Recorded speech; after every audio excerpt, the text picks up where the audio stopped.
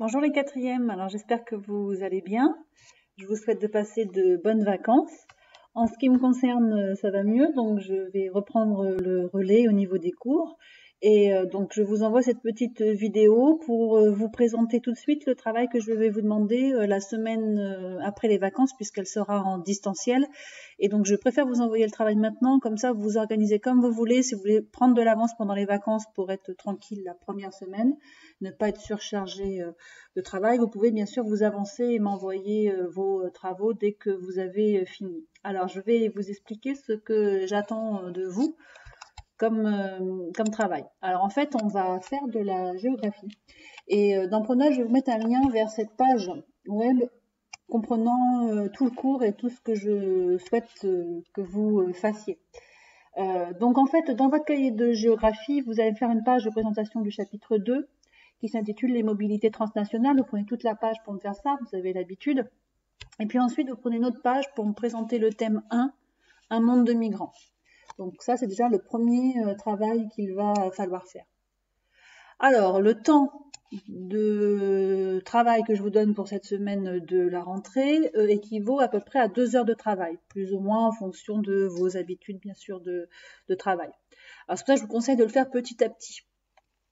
La date limite pour m'envoyer ce travail, complètement fini.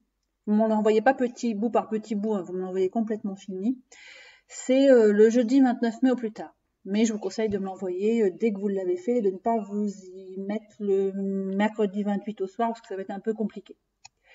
Alors, la première chose que vous allez faire, c'est visionner la vidéo qui est sur cette page web. Hein, je vous ai dit, je vous mets le lien sur Pronote, où je donne toutes les explications des consignes, ce qu'il va falloir faire. Donc, vous allez prendre le temps d'écouter cette vidéo, de faire des pauses pour commencer le travail, de la reprendre quand vous reprendrez le travail petit à petit. Tout est expliqué dans cette vidéo. Écoutez-la d'abord, peut-être une première fois en entier. Alors, pour faire ce travail, vous allez avoir besoin de fiches d'activité. Pour les récupérer, il faut suffit de cliquer sur les boutons ici. Soit vous préférez le format PDF, le format Word, le format LibreOffice. Je vous ai mis 3 formats de téléchargement.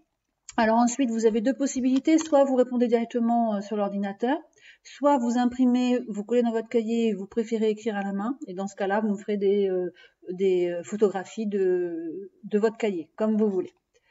Alors, quand vous aurez complété votre fiche de travail, alors je vais vous montrer par exemple ce que c'est, cette fiche de travail. Si je l'ouvre au format PDF,